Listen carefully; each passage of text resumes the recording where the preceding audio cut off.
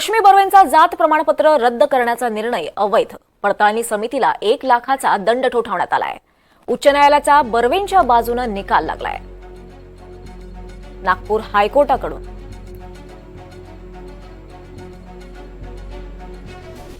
रश्मी बर्वेंचा जात प्रमाणपत्र रद्द करण्याचा निर्णय आता अवैध ठरवण्यात आलाय। पडताळणी समितीला 1 लाखाचा दंडही ठोठावण्यात आलाय। उच्च न्यायालयाचा बर्वेंच्या बाजूने हा निकाल आहे। नागपूर हायकोर्टाकडून निर्णय अवैध ठरवण्यात आलाय।